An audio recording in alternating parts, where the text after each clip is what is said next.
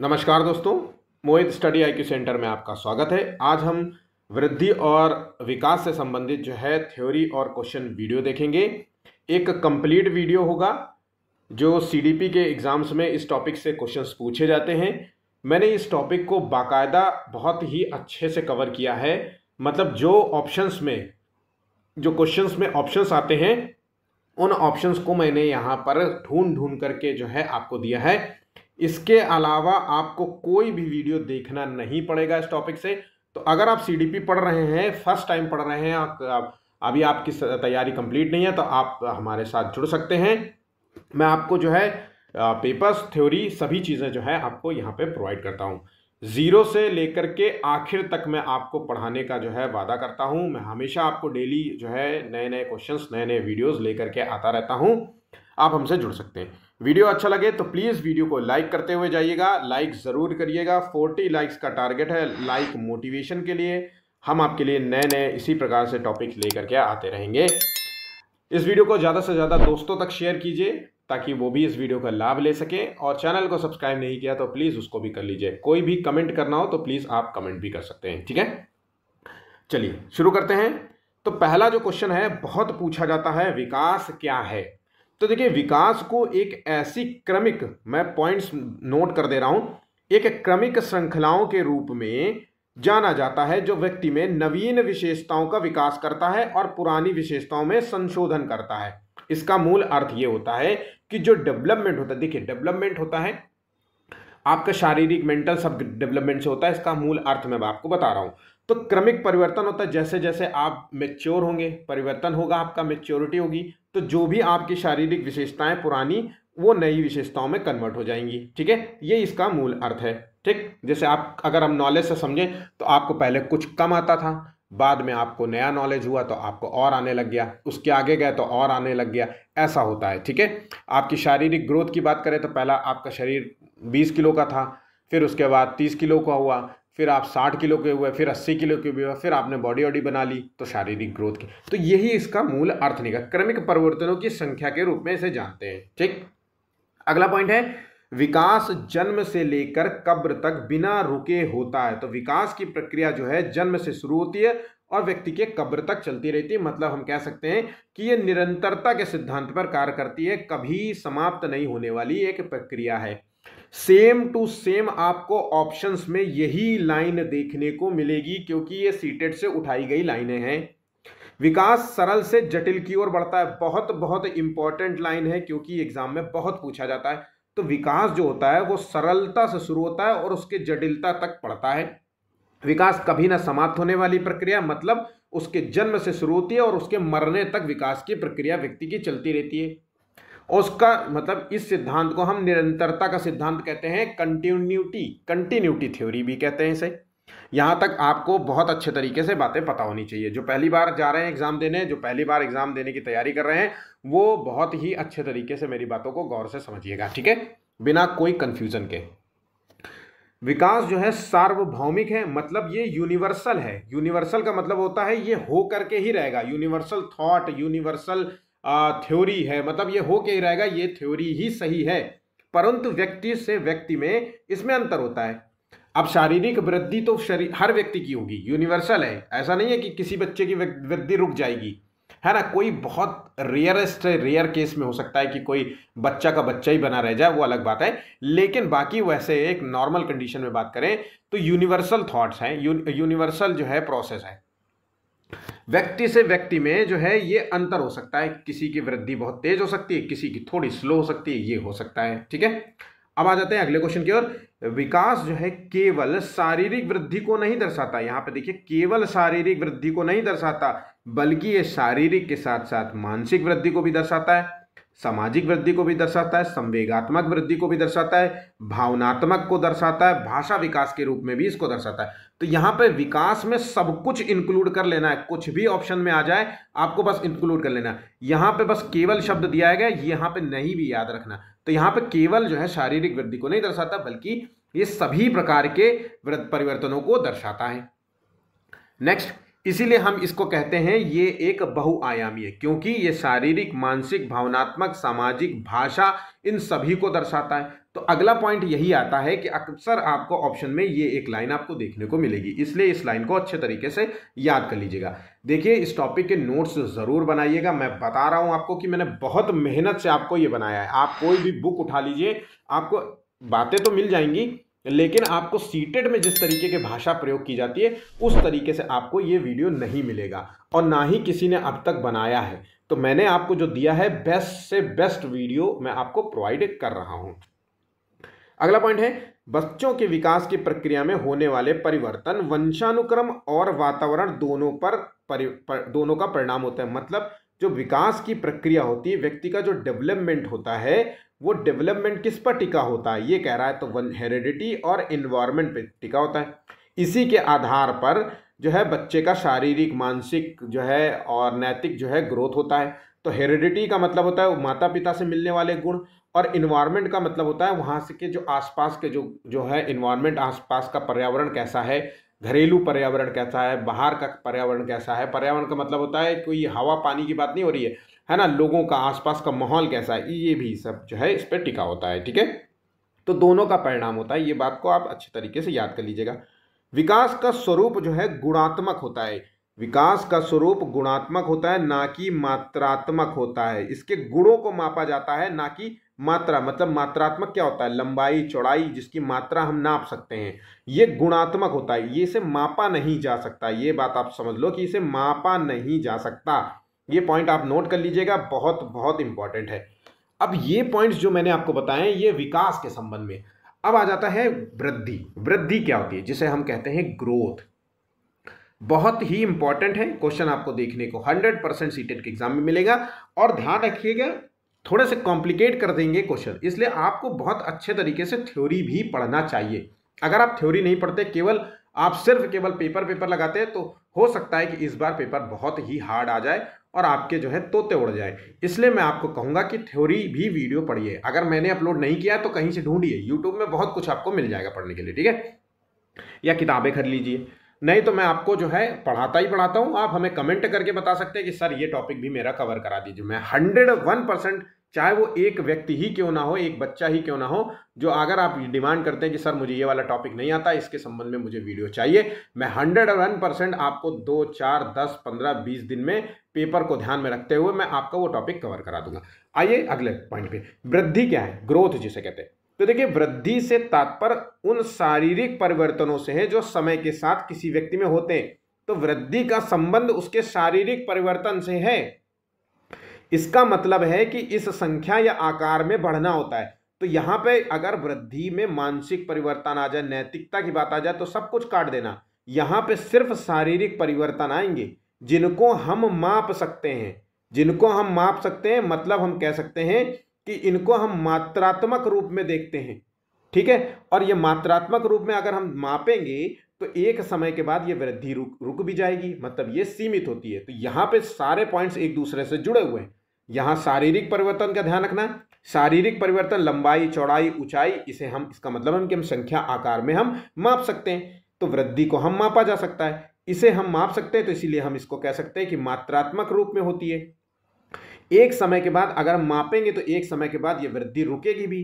भाई ये सीमित, क्योंकि डेवलपमेंट जो होता है, विकास जो होता है, वो जो निरंतर चलता रहता है, और वो जन्म से शुरू होता है और व्यक्ति के मरने तक चलता रहता है। लेकिन यहाँ पे वृद्धि में ऐसा नहीं है, ये सीमित तो होता है, एक समय के बाद रुक जाएगी। अब वो समय क्या है, तो एक एज तक होती ना, हमारी लंबाई एक एज के बाद रुक जाती है। अक्सर कहते हैं ना हम एक एज के बाद, तो ये जो 18 से 20 साल के जब बच्चे हो जाते हैं, जब 20 साल 21 साल की उम्र हो जाती है, तब तक हमारी जो है हाइट बढ़ना उसके बाद बंद हो जाती है, या बहुत ही स्लो हो जाती है। बहुत अब स्लो भी हो जाती है, या फिर एक्सटर्नली कोई आप दवाइयाँ लो, स्टेरॉइड लो, तब थोड़ा सा ग्रोथ हो सकती है, ऐसा एक्सटर्नली पुश करने पे। तो वैसे सीमित रूप में इसलिए कह रहे हैं कि इसको सीमित कर दिया जाता है, सीमित हो जाती है। ठीक है, इतने पॉइंट आपको याद रखने होंगे। अब आ जाते हैं विकास के प्रकार। सबसे ज्यादा क्वेश्चन आपको यहीं से देखने को मिलेंगे, विकास से संबंध में, मतलब डेवलपमेंट से संबंधित कुछ। विकास के प्रकार क्या है, तो देखिए, कॉग्निटिव डेवलपमेंट। कॉग्निटिव डेवलपमेंट का उसका जो है बौद्धिक विकास से, तर्क, चिंतन, मनन, इससे संबंधित है। तो संज्ञानात्मक विकास, कॉग्निटिव डेवलपमेंट। फिजिकल डेवलपमेंट मतलब शारीरिक विकास, शारीरिक विकास से है। लैंग्वेज डेवलपमेंट मतलब भाषा विकास से। सोशल डेवलपमेंट सामाजिक विकास से। इमोशनल भावनात्मक विकास। अब मोरल नैतिक विकास। ये सभी विकास के प्रकार हैं। तो ध्यान रखिएगा इतने प्रकार हो सकते हैं, ठीक है। यहाँ पे भाषा विकास भी है। तो ये सभी चीजें विकास के प्रकार कहलाते हैं। चलिए, शारीरिक विकास जो कि अभी मैंने आपको बताया कि विकास के प्रकार में एक, ये बहुत ही इंपॉर्टेंट है। जो पहली बार दे रहे हैं उनको ध्यान रखना है, इस चीज को याद रख लीजिएगा, रट लीजिए मतलब। तो देखिए, विकास के दो प्रकार यहाँ पे बताए गए हैं। एक ग्रॉस मोटर स्किल होता है और एक फाइन मोटर स्किल होता है। अब ये होता क्या है? तो ग्रॉस मोटर स्किल होता है, ये शरीर की बड़ी मसल का यहाँ पे प्रयोग होता है। ग्रॉस मोटर स्किल में बड़ी मसल जो है यूज होती है, जैसे पूरा हाथ का घुमाना, पैर का घुमाना, नाचना गाना, सीढ़ी चढ़ना, है ना, खड़े होना, गाना नहीं, दौड़ना चढ़ना। तो शरीर के कई अंग इसमें प्रभावित, मतलब कई अंग काम करते हैं। तो ग्रॉस मोटर स्किल मतलब शरीर का बड़ा हिस्सा काम कर रहा होता है। फाइन मोटर स्किल मतलब छोटी रकम। फाइन मतलब फाइन पे कर दो यार, तो थोड़ा सा छोटा पैसा है यार, ये 100-200 का फाइन है, भर दो यार, तो ऐसा समझ लो, है ना। ग्रॉस मोटर मतलब बहुत ही लंबी बात हो रही है कुछ, तो ग्रॉस लेवल में ग्रॉस जो है डेवलपमेंट की बात हो रही है ना। जीडीपी जैसे होता है ना, तो यही से होता है। जीडीपी का फुल फॉर्म क्या होता है? Gross development and product. तो ग्रॉस का मतलब बड़े, जीडीपी बड़े लेवल की काम है। अब फाइन मोटर है, फाइन तो छोटा मोटा है, तो शरीर की छोटी मसल, ऐसे आप याद कर सकते हैं। तो शरीर की छोटी मसल, जैसे उंगलियों को हिलाओ आप, आंखें मूंचना, आंखें घुमाना, जीभ और होंठों का प्रयोग करना, है ना, ये सारी जो मसल्स होती हैं ये जो है फाइन मोटर में आती हैं। यहाँ पे बात समझ गए? बस सेम टू सेम क्वेश्चन आपसे पूछेगा कि बड़ी मसल का प्रयोग जो है किसमें होता है? ग्रॉस मोटर में। छोटी मसल का प्रयोग किसमें होता है? फाइन मोटर स्किल्स में होता है, ठीक है। चलिए, विकास के सिद्धांत जिसे कहते हैं प्रिंसिपल्स ऑफ डेवलपमेंट, इसके बारे में क्या है? तो सेम चीज वही। तो विकास एक निश्चित प्रतिरूप जो है पैटर्न में होता है। तो देखिए, एक इसका पैटर्न है, उसी पैटर्न में एक निश्चित प्रतिरूप में, उसी पैटर्न में ये विकास की प्रक्रिया होती है। बच्चों का शारीरिक जो है विकास दो दिशाओं में होता है। बहुत ही इंपॉर्टेंट लाइन है। तो दो दिशाओं में होता है। कौन सी दिशाएं? एक तो सिरोपदाभिमुख जिसे कहते हैं, है, इसे इंग्लिश में कहते हैं सेफेलोकॉडल। इसको याद कर, सेफेलोकॉडल, कॉडल, इसको याद कर लीजिए, सेफेलोकॉडल। ये इंग्लिश में भी कई बार हिंदी वाले पेपर में इंग्लिश का ही टर्म आ जाता है, इसलिए सेफेलोकॉडल का मतलब होता है सिरोपदाभिमुख। मतलब इसमें क्या होता है? बच्चे का जो शारीरिक विकास की जब प्रक्रिया होती है, डेवलपमेंट की प्रक्रिया शुरू होती है, तो सिर से पैर की ओर होती है। बस सेफेलोकॉडल में विकास की प्रक्रिया सिर से पैर की ओर होती है। इसमें पहले बच्चे का मस्तिष्क डेवलप होता है, फिर बाकी अन्य भुजाओं और अन्य इंद्रियों का जो है डेवलपमेंट होता है। मतलब अंग जो है, बाकी के अंग जो है डेवलप होते हैं। यहां पे इस बात को आप अच्छे तरीके से याद कर लीजिएगा। अब आ जाते हैं दूसरा जो क्या है, तो समीप दूराभिमुख जिसे कहते हैं प्रॉक्सिमोडिस्टल। प्रॉक्सिमोडिस्टल। अब प्रॉक्सिमोडिस्टल क्या होता है? तो इस क्रम में शारीरिक विकास मध्य भाग से शुरू होता है, शरीर के मध्य भाग से शुरू होता है और शुरू होकर के बाहरी अंग तक जाता है। तो यहां पे विकास के दो तरीके हैं। एक तो शरीर के ऊपर से, सर से लेकर पांव तक शुरू होता है, सर से शुरू होता है और पांव की तरफ बढ़ता है। और एक शरीर के मध्य भाग में से शुरू होता है और बाहर की तरफ बढ़ता है ना। तो मध्य भाग से शुरू होकर बाहर की ओर जाए तो उसे कहते हैं समीप दूराभिमुख या प्रॉक्सिमोडिस्टल। अगर ऐसा क्वेश्चन आ जाए तो इंग्लिश का टर्म आप ध्यान रखना, क्योंकि इंग्लिश की भाषा नहीं बदलेगी। इंग्लिश की ये हो सकता है यहां पे कुछ और भाषा यूज कर ले, इसलिए इस बात को याद रखना, इस इंग्लिश को याद कर लीजिएगा। अब आ जाता है विकास जो है सामान्य से विशेष की ओर होता है, ये बात भी याद रखिएगा। विकास के क्रम में प्रत्येक बालक की विकास की दर सामान्य नहीं होती है, उसमें व्यक्तिगत विभिन्नताएं पाई जाती हैं। अब देखिए, हम अक्सर कहते हैं कि दो बालक एक ही माता पिता से उत्पन्न है, मान लीजिए, डेवलपमेंट जो है टिका होता है हेरिडिटी और इन्वायरमेंट पे।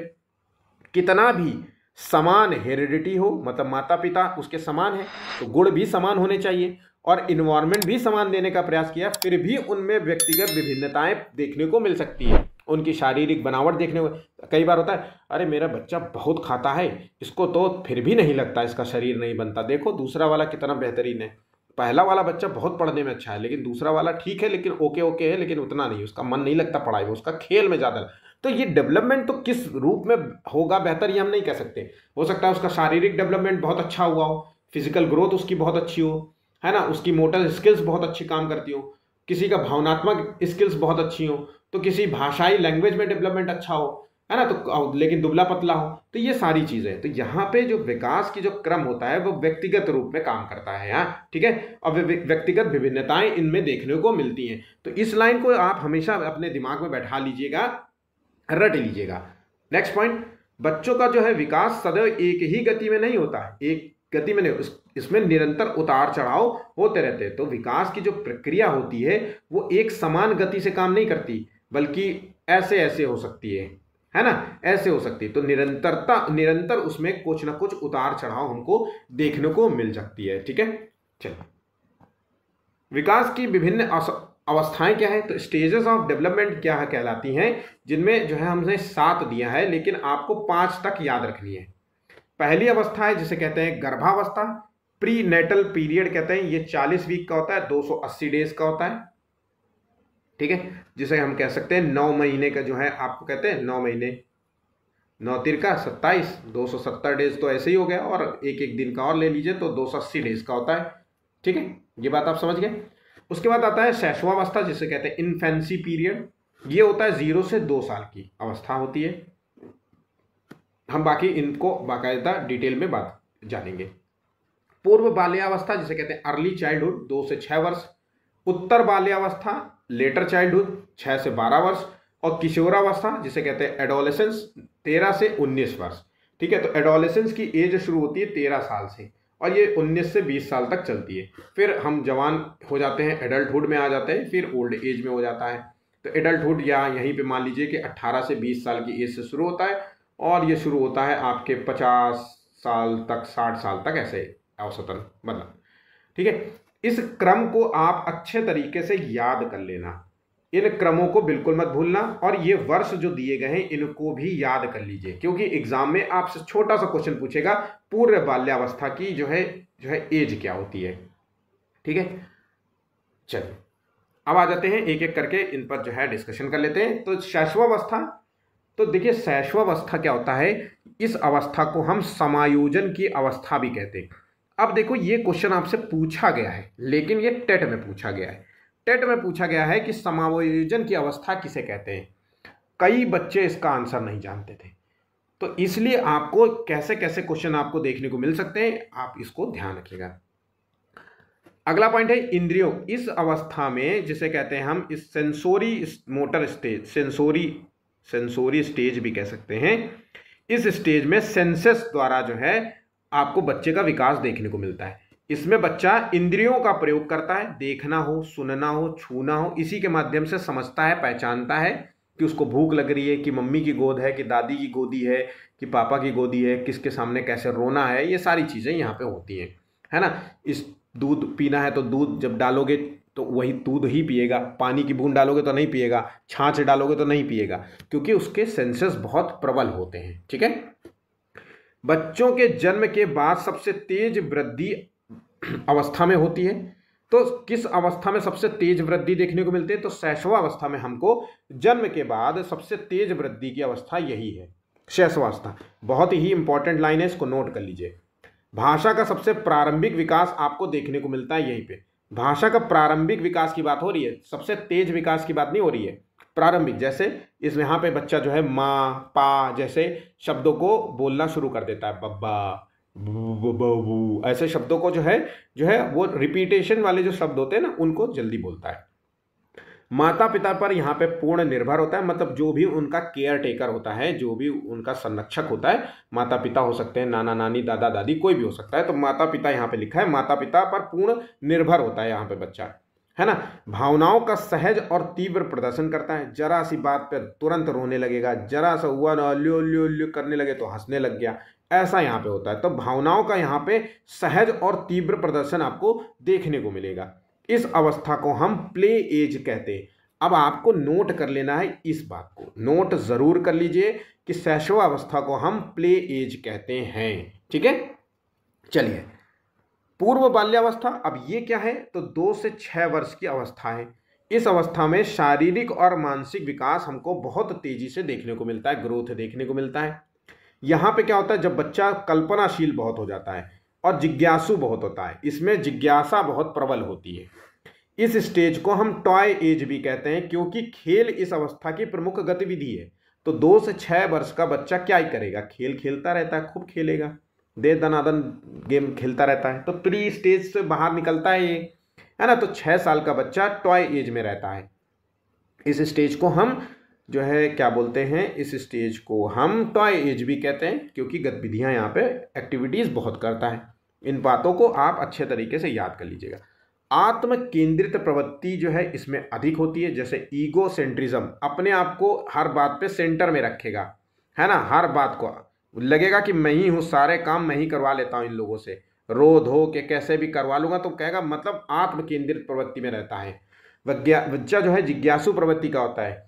इस एज को हम प्री गैंग एज भी कहते हैं, गैंग एज से पहली की अवस्था, क्वेश्चनिंग एज भी कहते हैं। बहुत जिज्ञासु होता है ना, तो जिज्ञासु होगा तो इसलिए इससे क्वेश्चन भी बहुत पूछेगा आपसे। भाई जब बच्चा जिज्ञासु होगा तो क्वेश्चन ही तो पूछेगा, पापा ये क्या है, चाचा ये क्या है, दादा ये क्या है, नाना ये क्या है, इसको ऐसे करें, मैं फेंक दूं, मैं खा लूं। तो बात बात पे जो है क्वेश्चन ही पूछता रहेगा। प्री स्कूल एज भी कहते हैं इस एज को, ठीक है। यहां तक बात ध्यान रखिएगा। इन बातों को आप नोट कर लीजिएगा क्योंकि एग्जाम में आपसे ये क्वेश्चन पूछते हैं तो अक्सर आप ध्यान नहीं होता है और हम गलत कर देते हैं ये बेसिक सी चीज़ों को। मैं आपको बार बार कह रहा हूं कि मैं देखता हूं कि बच्चे किन चीज़ों पर गलतियां करते हैं, ठीक है। चलिए नेक्स्ट है उत्तर बाल्यावस्था। तो यहाँ पे 2 से 6 और ये है 6 से 12 वर्ष की स्टेज हो गई, है ना। अब यहाँ पे क्या है कि विद्यालय जीवन में बच्चा चला गया। भाई स्कूल में प्रवेश कक्षा क्लास 1 से शुरू होता है, CLASS क्लास 1 से 5th तक जो शुरू होती है प्री स्कूल की एज होती है। प्राइमरी एजुकेशन जिसे कहते हैं, प्राइमरी एजुकेशन, वो 6 साल से शुरू होती है। तो ये तो विद्यालय जीवन की शुरुआत यहीं से मानी जाती है, तो इसे हम कहते हैं औपचारिक शिक्षा, है ना। और सामाजिक संबंधों का इसमें विस्तार देखने को मिलता है, तो कि चूंकि विद्यालय में जाएगा तो दोस्त बनेंगे, समूह मिलेंगे, उसकी गतिविधियां करेगा, तो सामाजिक संबंधों का विस्तार होगा। दोस्तों की बात मानना, है ना। सर बोलेंगे कि बेटा सब लोग ग्रुप्स में एक्शन अच्छे तरीके से जो है पार्टिसिपेट करेंगे, कोई किसी को परेशान नहीं करेगा, है ना। एक दूसरे को बॉल पास करेंगे, मान ली कोई एक्टिविटी करा रहे हैं उसका उदाहरण ले रहा हूं मैं, कोई बॉल एक दूसरे को पास करेंगे, है ना। सीटी बजाएंगे और तुरंत रुक जाएंगे, फिर दूसरी सीटी बजाएंगे तो तुरंत दौड़ेंगे, ऐसे तो गतिविधियां कराएंगे, तभी सामाजिक संबंधों का यहाँ पे विस्तार देखने को मिलता है। बच्चा यहाँ पे अनुशासन, नियम और नैतिक मूल्यों की समझ इसमें विकसित होती है। इस स्टेज में बच्चे को पर ध्यान देना बहुत जरूरी है। प्रतियोगिता की भावना जन्म लेती है। ये एक गैंग एज है। गैंग एज कैसे, क्योंकि यहाँ पे दोस्त यार बन रहे हैं। अब दोस्त यार बनेंगे तो भाई गैंग भी बनाएंगे, तू मेरा दोस्त है, हम तुम बेस्ट फ्रेंड है और वो मेरा दोस्त है, भाई मैं उससे ज़्यादा नहीं बात करता लेकिन तू मेरा बेस्ट फ्रेंड है, तो ये वाला हो गया। स्कूल एज कह सकते हैं क्योंकि विद्यालय जीवन की शुरुआत मानी जा सकती है। ट्रबल सम एज कह सकते हैं, मतलब हर वक्त कुछ ना कुछ कोई ना कोई सियापा खड़े करते रहते हैं, मतलब कोई ना कोई मुसीबत खड़ा करते रहता है। तो ट्रबल सम, कोई ना कोई मुसीबत, ये मुसीबत खड़ी करने वाली एज है। कभी किसी की लड़ाई झगड़ा हो गया, कभी कपड़ा फाड़ के लेके आए, कभी गंदगी कर दिए, कभी घर में कुछ गिरा दिया, कभी जिद पकड़ लिए, तो इसे ट्रबल सम एज कहते हैं। इन सभी पॉइंट्स को आप नोट कर लीजिएगा। मैं उन बच्चों पे ज़्यादा फोकस कर रहा हूं कि जो बच्चे पहली बार एग्जाम देने जाते हैं, जो पहली बार होता है, उनको पता नहीं होता कि क्वेश्चन कहाँ से क्या पूछेगा। उनके पास पढ़ने के उसको आता भी है, लेकिन मैं आपको बताने की कोशिश कर रहा हूं कि यहां से आपको क्वेश्चंस देखने को मिलेंगे और इन बातों को आपको नोट करना है। अब अपने शब्दों में छोटी छोटी लाइनों में आपको नोट कर लीजिए। नहीं नोट कर सकते तो सीधा सीधा स्क्रीनशॉट इसको खींच लीजिए बस, और डेली जो है एक रिवीजन के रूप में इसको इस्तेमाल कीजिए, ठीक है। चलिए अब आ जाते हैं किशोरावस्था, एडोलेसेंस एज। तो ये एज होती है 13 से 19 वर्ष की एज होती है, ये बात आप याद रखिएगा। इस अवस्था में बच्चों में हार्मोन्स का उतार चढ़ाव ज़्यादा होता है क्योंकि किशोर हो जाते हैं, बड़े हो जाते हैं, और किशोरावस्था में हार्मोनल चेंजेस बहुत ज़्यादा होते हैं। इसलिए यहाँ हार्मोनल जब चेंजेस होंगे तो यहाँ पे यौन परिपक्वता जो है, प्यूबर्टी की शुरुआत मानी जाती है। मतलब यौन उत्तेजनाएं आपको यहाँ पे बच्चे में देखने को मिलेंगी। अट्रैक्शन देखने को मिलेगा, लड़का और लड़की के बीच में अट्रैक्शन देखने को मिलेगा, ठीक है। शारीरिक और मानसिक उथल पुथल का यहाँ पे शिकार होता है बच्चा। आत्म पहचान आइडेंटिटी का निर्माण होता है, अपनी आइडेंटिटी के लिए भी लड़ता है कि मेरी कोई पहचान है कि नहीं, मैं हमेशा मुझे दबाया जाता है, मुझे डांट दिया जाता है, दूसरे वालों को नहीं डांटते, तो आइडेंटिटी को लेकर भी यहाँ पे मतलब बहुत ज़्यादा जो है कश्मकश रहता है। इस अवस्था में बच्चों का सबसे अधिक कल्पनाशील, यहाँ पे सबसे बच्चे ज़्यादा कल्पनाशील होते हैं, बहुत ज़्यादा सोचते हैं, है ना, ऐसी चीज़ें उनको बहुत अच्छी लगती हैं जो रियलिस्टिक दुनिया में नहीं होती हैं। ऐसी मूवीज़ बहुत देखते हैं जैसे सुपरमैन, हीरोइज्म वाली जो मूवीज़ होती हैं, एक्शन मूवीज़ होती हैं, क्योंकि इस एज में बच्चों के अंदर हीरोइज्म वाला जो है गुण होता है। ये अवस्था सामाजिक अस्थिरता के रूप में जाना जाता है। तो आपसे क्वेश्चन पूछेगा कि किस अवस्था को सामाजिक अस्थिरता के रूप में जानते हैं। अगर इसका आंसर आपने किशोरावस्था लगा दिया तो आप बिल्कुल सही रास्ते में चल रहे हैं। अगर आपने इसका अवस्था उत्तर बाल्यावस्था लगा दिया तो अभी आपको पढ़ने की ज़रूरत है, ध्यान देने की ज़रूरत है। ये बात आप याद रखिएगा, ठीक है। तो इस तरीके से ये बातें मैंने आपको बताई हैं, वो सभी आपके लिए इंपॉर्टेंट हैं। अब एक स्टेटमेंट है स्टैनली हॉल का, किशोरावस्था एक तनाव और तूफान की अवस्था है। Adolescence is the stage of stress and storm. ये तनाव और तूफान की अवस्था, स्ट्रेस एंड स्टॉर्म की अवस्था किसने कहा था? स्टैनले हॉल ने इसको जो है कहा था। ये बात आप नोट कर लीजिए, एग्जाम में पूछा है। अब इसी विकास को प्रभावित करने वाले कौन से कारक थे? तो एक तो कारक वंशानुक्रम है, जिसे कहते हैं हेरिडिटी। अब माता पिता से मिलने वाले गुण अगर सही नहीं है, कोई कमी है, कोई अनुवांशिकीय गुण है, अवगुण है ना, और वो माता पिता से मिला है, तो कहीं ना कहीं वो विकास की प्रक्रिया को प्रभावित कर सकते हैं। आसपास का जो पर्यावरण है, आसपास का जो माहौल है, वो भी बच्चे के विकास को प्रभावित करेगा, है ना। सामाजिक वातावरण कैसा, सांस्कृतिक और सामाजिक वातावरण भी ले लीजिए, ये भी बच्चे को कहीं ना कहीं जो है विकास की प्रक्रिया को प्रभावित करेगा। आहार, आपका भोजन कैसा है, ये भी आप न्यूट्रिशनल भोजन ले रहे हैं कि नहीं, कच्चा भोजन ले रहे हैं, पक्का भोजन ले रहे हैं, भाई कैसा है ना, भूखे पेट भजन ना होए ऐसा कहते हैं ना। तो भाई जब आपको सही से आहार नहीं मिलेगा तो डेवलपमेंट कैसे होगा, मानसिक ग्रोथ कैसे होगी? जब ग्रोथ नहीं होगी, शारीरिक ग्रोथ नहीं होगी, मानसिक ग्रोथ नहीं होगी, आपको सारे मिनरल्स नहीं मिलेंगे, विटामिन्स नहीं मिलेंगे, तो आपका शरीर न कहीं प्रभावित होगा इन सब चीज़ों से। सीखने के अवसर देना, भाई बच्चे को सीखने का अवसर ही नहीं मिल रहा है। विकास की प्रक्रिया में सीखने का अवसर बहुत ज़रूरी है, लर्निंग का होना बहुत ज़रूरी है। अब सीखने का अवसर ही नहीं दे रहा, उसको मान लीजिए जेल में डाल दो, अब उसको जंगल में बांध दो, है ना, तो सीखने का प्रक्रिया हो ही नहीं, शुरू नहीं हो रही है। तो ये भी कहीं ना कहीं विकास का, तो इसके कई जो है रूप हो सकते हैं, जो मैं सोच पाया मोटा मोटी तौर पे मैंने आपको यहाँ पे प्रेजेंट कर दिया। और भी रूप बनाए जा सकते हैं, वो आयोग बना देगा तो आप जो है समझ पाएंगे कि क्या हो सकता है, ठीक है, क्योंकि इन बेसिक पॉइंट्स को तो आप वो देगा ही देगा, ठीक है। चलिए, तो इस तरीके से हमारा डेवलपमेंट और क्या बोलते हैं वृद्धि, ग्रोथ से संबंध में जो है थ्योरी वीडियो कंप्लीट हो जाता है। आइए अब हम क्वेश्चंस देखते हैं। तो जो परीक्षा में पूछे गए क्वेश्चंस है मैं वो आपको लेकर के आया हूं, कुछ नए क्वेश्चंस भी हैं। तो वृद्धि पहला सिंपल सा है कि ग्रोथ का स्वरूप कैसा होता है या ग्रोथ क्या है। तो ग्रोथ का जो स्वरूप होता है वो गुणात्मक, मात्रात्मक, सार्वभौमिक, आजीवन। तो गुणात्मक होता है मात्रात्मक, क्योंकि ये शारीरिक रूप में मापा जाता है, ठीक है। मात्रात्मक होता है और गुणात्मक कौन होता है? तो डेवलपमेंट जो होता है वो गुणात्मक रूप में होता है, ठीक है। ये बात भी याद रखिए। विकास किस प्रकार की प्रक्रिया है? तो विकास जो है ये एक गुणात्मक प्रक्रिया है, ठीक है। ऑप्शन यहां पे बी है, मैंने बाकायदा अच्छे से डिटेल में समझा दिया है। अब फटाक से क्वेश्चन को सॉल्व कर लेते हैं। विकास कभी ना समाप्त होने वाली प्रक्रिया, ये विचार किस संबंध पर आधारित होते हैं? कभी ना समाप्त होने वाली प्रक्रिया मतलब जन्म से शुरू होगी और उसके मरने तक चलती रहेगी, मतलब टॉम्ब, उसके मरने कब्र। निरंतरता के सिद्धांत पे कार्य करती है, मतलब निरंतरता के सिद्धांत पे कार्य करती है, निरंतर होने वाली प्रक्रिया है। किस मनोवैज्ञानिक के अनुसार विकास एक सतत और धीमी प्रक्रिया है? तो पियाजे के अनुसार ये एक सतत मतलब कंटिन्यू चलने वाली प्रक्रिया और धीमी प्रक्रिया। ऐसा नहीं है कि बहुत तेजी से भागती हो, इसमें एक लंबा समय लगता है, शारीरिक हो, मानसिक हो, भाषा ग्रोथ हो, सभी चीज़ों को डेवलप होने में बहुत समय लगता है। किसी को 10 साल, किसी को 20 साल, किसी को 30 साल भी लग जाते हैं। तो ये एक बहुत ही सतत चलने वाली, धीरे धीरे अपने आप चलती रहती है ना, ये एक प्रक्रिया है, ठीक। पियाजे ने जो है, बाकी पियाजे के संबंध में आपसे क्वेश्चन, आपसे बहुत ही इंपॉर्टेंट मनोवैज्ञानिक है जिनसे क्वेश्चन आपको देखने को मिलेंगे, इसलिए अच्छे से इसको तैयार कर लीजिए। अवधारणाओं का विकास जिसे कहते हैं डेवलपमेंट ऑफ कॉन्सेप्ट्स मुख्य रूप से डैश डैश हिस्सा है। तो ये डेवलपमेंट ऑफ कॉन्सेप्ट जो होते हैं वो बौद्धिक विकास का हिस्सा है। इंपॉर्टेंट क्वेश्चन है, अच्छे तरीके से याद कर लीजिएगा। बच्चा जो है साधारण से जटिल की ओर बढ़ता है, ये किसकी विशेषता है?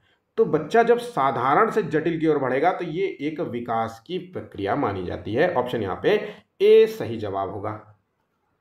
व्यक्तिगत शिक्षार्थी इंडिविजुअल लर्नर एक दूसरे से डैश डैश में भिन्न होते हैं।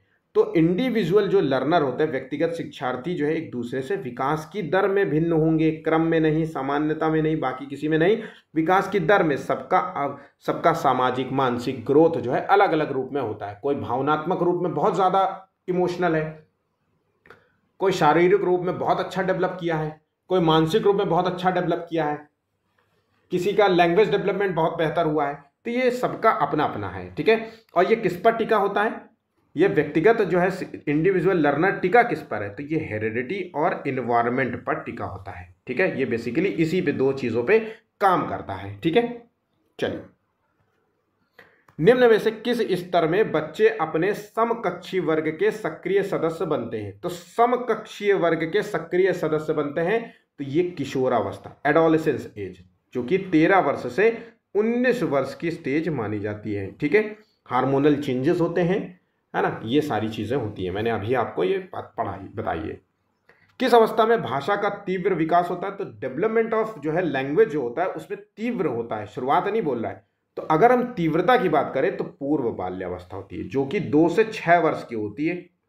और डेवलपमेंट भाषा विकास में बहुत बड़ा रोल अदा करती है। अगर 2 से 6 साल के बच्चे को भाषा विकास में ध्यान न दिया जाए तो कहीं ना कहीं विकास की प्रक्रिया प्रभावित हो सकती है, ठीक है। शिक्षक को ज्ञान होना चाहिए तो किस चीज का ज्ञान होना चाहिए? एक टीचर को किस चीज का ज्ञान होना चाहिए? विषय का कि बाल मनोविज्ञान के? बच्चे के साइकोलॉजी का ज्ञान होना चाहिए कि बच्चा किस तरीके से का विकास किया जाए। देखिए, टीचर के पास बच्चे का संपूर्ण विकास होता है, वो बच्चे का संपूर्ण विकास के लिए जिम्मेदार होता है, शारीरिक ग्रोथ के लिए भी जिम्मेदार होता है। भाई स्कूल में क्या खाता है, ये देखिए खाता नहीं है खाना, है ना, इस पर ध्यान दीजिए, आप इसको सही से लंच दिया करिए। ऐसे बातें आपका टीचर कहता है। आप प्री स्कूल में जाइए, महंगे महंगे स्कूल में जाइए, तो आपको वो बताएगा कि किस दिन क्या खाने के लिए लाना है। हम लुंजू पुंजू वाले स्कूलों में पढ़ते हैं तो इसलिए वहाँ पे कुछ भी खा लेते हैं, कुरकुरे लेके आ रहे हैं 10 दिन से, तो वहाँ सब तो चल जाता है। लेकिन बढ़ेंगे स्कूलों की बात तो आइडियोलॉजी तो वहीं की है ना, उसी आधार पे यहाँ पे आंसर दिया गया। तो बाल मनोविज्ञान का होना चाहिए। शिक्षक और विद्यार्थी के मध्य जो है संबंध होना चाहिए किस चीज का? स्नेह का, प्रेम का, विश्वास का, सम्मान का होना चाहिए। आंसर हो गया ऑप्शन डी। विकास के संदर्भ में निम्नलिखित में से कौन सा कथन सत्य सही नहीं है? तो यहां पे कौन सा कथन सही नहीं है? तो विकास की प्रत्येक अवस्था में अपने खतरे हैं, बिल्कुल सही बात है, हर स्टेजेस में अपने खतरे हैं। विकास उकसाने व बढ़ावा देने से नहीं होता है, तो ये वहां पे एक सत्य नहीं है। बाकी सांस्कृतिक परिवर्तनों से प्रभावित होता है, प्रत्येक अवस्था में अपनी विशेषताएं होती हैं, ये सभी आंसर है। बाकी ये सत्य जो गलत है वो है आंसर बी, यहां पे गलत होगा। विकास का अर्थ क्या है? तो यहाँ पे विकास का जो अर्थ है वो आपको देखने को मिलेगा परिपक्वता, जिसको कहते हैं मैच्योरिटी एवं अनुभव, मतलब एक्सपीरियंस के फलस्वरूप होने वाले परिवर्तनों की श्रृंखला। तो देखिए, जो डेवलपमेंट होता है वो मैच्योरिटी पर होता है। जैसे जैसे आप मैच्योर होते जाएंगे, जैसे जैसे आप उम्र में मैच्योर होते जाएंगे, वैसे वैसे आप डेवलप होते जाएंगे। भाई कुछ ना कुछ तो सीखेंगे, और आपका एक्सपीरियंस भी आपका काम करेगा, अनुभव। आप एक्सपीरियंस होंगे, लोगों से कुछ ना कुछ सीखेंगे, है ना, आप लोगों से कुछ सीखेंगे तो वो आपके डेवलपमेंट में मदद करेगा। तो इसका मूल अर्थ यही है कि विकास का जो अर्थ होता है वो मैच्योरिटी और अनुभव पर टिका होता है, उसी को कहते हैं। ऑप्शन यहाँ पे डी सही जवाब है। निम्नलिखित में से कौन सी पूर्व बाल्यावस्था की विशेषता नहीं है? पूर्व बाल्यावस्था मतलब 2 से 6 वर्ष की उम्र की बात हो रही है, ठीक है। इसे हम प्ले एज भी कहते हैं। तो 14वें का जो आंसर है ये विशेषता नहीं है, आंसर हो गया डी। प्ले एज जो होती है वो किस स्टेज की होती है? यहाँ पे प्री गैंग एज है, इमिटेशन है, क्वेश्चनिंग एज है, प्ले एज नहीं है। ऑप्शन यहाँ पे डी गलत जवाब है।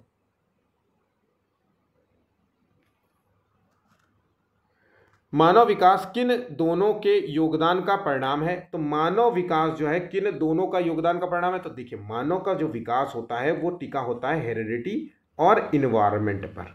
ये मैं आपको बार बार बता रहा हूँ, और ये क्वेश्चन बहुत ही खास है, सीटेट का तो बड़ा प्रिय क्वेश्चन है, बहुत ही डिफरेंट रूप में पूछता रहता है, लेकिन इन दोनों लाइन को याद रखेंगे तो आप क्वेश्चन कर पाएंगे। कौन सा कथन विकास के बारे में सत्य सही नहीं है? तो देखिए, विकास अंतः क्रिया का फल है, विकास एक व्यवस्थित श्रृंखला का अनुगामी है, विकास एक व्यक्तिगत प्रक्रिया है और विशिष्ट से सामान्य की ओर जाता है। तो 16वें का जो आंसर है ये चीज यहाँ पे गलत है, सामान्य से विशिष्ट की ओर जाता है, ना कि विशिष्ट से सामान्य की ओर जाता है। क्रियात्मक अनुसंधान जिसे कहते हैं एक्शन रिसर्च का उद्देश्य क्या है? तो देखिए, नवीन ज्ञान की खोज, बिल्कुल सही। शैक्षिक परिस्थितियों में व्यवहार विज्ञान का, ठीक है। विद्यालय तथा कक्षा में शैक्षणिक कार्य प्रणाली में सुधार लाना, यह भी सही है, आंसर हो गया यहाँ पे डी, ठीक है। शर्म तथा गर्व, शेम एंड प्राउड जैसी भावना का विकास किस अवस्था में हमें देखने को मिलता है? तो बच्चा बड़ा शर्मीला और प्राउड फील करता है किस उम्र में?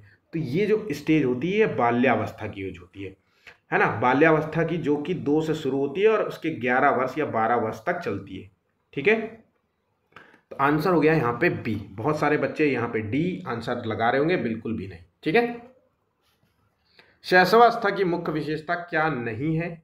तो शैशवावस्था जो कि पहली स्टेज मानी जाती है, और 19वें का जो आंसर है वो अनुकरण द्वारा सीखने, क्योंकि यहाँ पे तो बच्चा अनुकरण देख समझता ही नहीं है, यहाँ पे बच्चे के अंदर सीखने की तीव्र प्रवृत्ति तो होती है, लेकिन सेंसस द्वारा, सेंसोरी मोटर स्किल्स होती है, यहाँ पे बच्चा सेंसस द्वारा जो है सीखता है, ठीक है।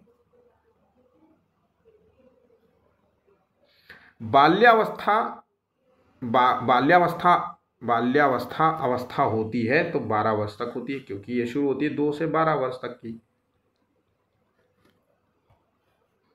विकास में वृद्धि से क्या तात्पर्य है? तो विकास में वृद्धि से मतलब होता है आकार में परिवर्तन, सोच समझ कौशल में वृद्धि, ठीक है। आंसर हो गया यहाँ पे ऑप्शन डी। परिपक्वता का संबंध किस चीज से? तो परिपक्वता का संबंध उसके विकास से, मैच्योरिटी,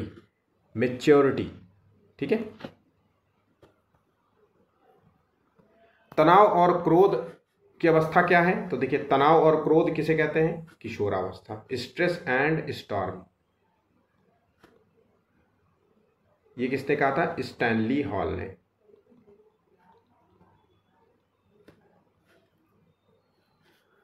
एक 13 वर्षीय बालक बात बात पर अपने बड़ों से झगड़ा करने लगता है और हमेशा स्वयं को सही साबित करने की कोशिश करता है। ये विकास की किस अवस्था में? तो अपने को सही साबित करने की कोशिश करता है, यहाँ पे 24वें का आंसर है। ये बच्चा जो है किशोरावस्था में है, ठीक है। झगड़ालू प्रवृत्ति का है ना, यहाँ पे बता रहे हैं। नेक्स्ट, एक बच्चे की वृद्धि और विकास के अध्ययन की सर्वाधिक अच्छी विधि कौन सी है? तो अगर हम सबसे अच्छी विधि बात करें तो विकासीय विधि को माना जाएगा, डेवलपमेंट मेथड, जिसमें हम सभी विकास की बात करते हैं, बच्चे के शारीरिक, मानसिक, है ना, भाषा, इन सभी की बात हो रही है। तो ऑप्शन यहाँ पे सी सही जवाब होगा। बच्चे के विकास में शिरस्य सिद्धांत जिसे कहते हैं हम, सेफोलोकॉर्डल प्रिंसिपल के अनुसार निम्नलिखित में क्या सा कथन सही है? तो सेफोलोकॉर्डल में क्या होता है? विकास की प्रक्रिया सिर से पैर की ओर होती है, बस इतना बात आपको याद रखनी है। और प्रॉक्सिमोडिस्टल में मध्य भाग से परिधि की ओर होती है, ये बात भी याद रखिएगा। तो प्रॉक्सिमोडिस्टल अगर पूछे तो सी आंसर, और सेफेलोकॉर्डल पूछे तो ए आंसर। निम्नलिखित में से कौन सा विकास का सिद्धांत नहीं है, यहाँ पे बताया गया है। तो विकास का सिद्धांत नहीं है, यहाँ पे आंसर है 27 का। विकास लंबवत न होकर वृत्ताकार होता है, क्रमबद्ध होता है, निरंतर होता है, ना मशीनी वाला तो पॉइंट गलत हो जाता है। आंसर हो गया यहाँ पे डी गलत है। नेक्स्ट, वृद्धि को प्रभावित करने वाला कारक कौन सा है? तो देखिए, वृद्धि को कौन प्रभावित करता है? पर्यावरण, स्वास्थ्य, आहार, ये सभी चीजें जो है एक व्यक्ति के डेवलपमेंट को प्रभावित कर सकते हैं, ठीक है। आंसर हो गया यहाँ पे डी। विकास शुरू होता है तो कहां से शुरू होता है? तो विकास की प्रक्रिया शुरू होती है प्रसवपूर्ण अवस्था से ही। ऑप्शन यहाँ पे बी सही जवाब है। निम्नलिखित कथनों में से बच्चे के विकास में परिवेश की भूमिका का समर्थन करता है, परिवेश की भूमिका का समर्थन करता है, तो यहाँ पे 30 का आंसर है। देखिए, कुछ शिक्षार्थी सूचनाओं का जल्दी प्रक्रमण करते हैं, जबकि कुछ जो है कक्षा के अन्य विद्यार्थी ऐसा नहीं कर पाते। तो यहाँ पे सारी चीज आंसर हो गया ऑप्शन ए। शैशव काल की अवधि क्या है? तो शैशव काल 0 से 2 वर्ष की होती है। तो आंसर हो गया ऑप्शन बी। बिल्कुल रट जाना चाहिए ये क्वेश्चंस। मैं बार बार यही कहूंगा कि ये क्वेश्चंस आपको बिल्कुल रटा होना चाहिए किसी भी रूप में। इनको क्वेश्चंस को कमजोर मत समझिएगा। क्वेश्चन जब आएंगे तब आप जो है कंफ्यूज होंगे और गलत कर देंगे। ऐसे क्वेश्चंस भी गलत करते हैं बच्चे, तभी तो बच्चे सीटेट में पास नहीं होते। विकास डैश डैश से डैश डैश की ओर बढ़ता है। तो विकास की प्रक्रिया सामान्य से विशिष्ट की ओर बढ़ती है। मैं बार बार ये बता चुका हूं। ऑप्शन यहाँ पे ए है। कई रूपों में ये क्वेश्चन पूछा जाता है। बच्चे के विकास के सिद्धांतों को समझना शिक्षक की सहायता करता है। तो अगर बच्चे के विकास के सिद्धांत को समझता है टीचर, तो वो किस रूप में सहायता करता है? तो शिक्षार्थियों की भिन्न अधिगम शैलियों को प्रभावी रूप से संबोधित करने में इसकी मदद करता है। आंसर हो गया ऑप्शन ए। विकास के परिणाम स्वरूप नवीन विशेषताएं और नवीन योग्यताएं प्रकट होती हैं। ये कथन किसने दिया है? तो ये कथन हार्लॉक का है। आंसर हो गया ऑप्शन बी। कथन वाले क्वेश्चंस को एक जगह नोट करते जाइए और उनको बस पेपर से पहले याद कर लिया करिए, क्योंकि एक क्वेश्चन आपको कथन से रिलेटेड पूछता है और ऐसे क्वेश्चंस ज़्यादातर बच्चे गलत करते थे। आपके पास मौका रहेगा और ज़्यादा से ज़्यादा मैं पूरे सीटेट में कितने 10, 12, 15 कथन बताऊंगा। बस एक बार नज़र ही तो डालना है। ठीक है। शरीर के केंद्रीय भाग से परिधि की ओर जाने वाले को विकास को क्या कहते हैं? तो मैंने आपको बताया था सेफेलोकोडल, प्रॉक्सीमोडिस्टल, आपको पता होना चाहिए। तो मध्य भाग से विकास के सिद्धांतों को हम यहाँ पे, आंसर हो गया ऑप्शन ए, इसे कहते हैं प्रॉक्सीमोडिस्टल। ठीक है। निम्नलिखित में से कौन सा वृद्धि और विकास का पहला चरण माना जाता है? तो शारीरिक विकास जो है इसका पहला चरण होगा। आंसर हो गया ऑप्शन ए। विकास में वृद्धि से क्या तात्पर्य है? तो आकार, सोच, समझ। रिपीट हो गया क्वेश्चन। आंसर ध्यान रखिएगा, इंपॉर्टेंट है क्वेश्चन। मैच्योरिटी का किस चीज से संबंध होता है? तो परिपक्वता का संबंध उसके विकास से। ऑप्शन यहां पे ए सही जवाब है। बच्चों की लंबाई और वजन में वृद्धि किसका उदाहरण है? तो बच्चों की लंबाई और वजन में अगर वृद्धि की बात करें तो ये उदाहरण है मात्रात्मक परिवर्तन का। ऑप्शन यहां पे ए सही जवाब होगा। इसको हम माप सकते हैं, इसको मापा जा सकता है, इसलिए कह सकते हैं किस रूप में, मात्रा रूप में परिवर्तन हुआ है, इसको माप सकते हैं, इसलिए ऑप्शन यहां पे ए है। ठीक है। इस तरीके से हमारा जो है ये टॉपिक कंप्लीट होता है। वीडियो अच्छा लगा हो तो प्लीज़ वीडियो को लाइक ज़रूर करिएगा। 40 लाइक्स का टारगेट है। अपने दोस्तों के साथ शेयर करना बिल्कुल मत भूलिएगा और चैनल को सब्सक्राइब नहीं किया तो प्लीज़ उसको भी कर लीजिएगा। धन्यवाद।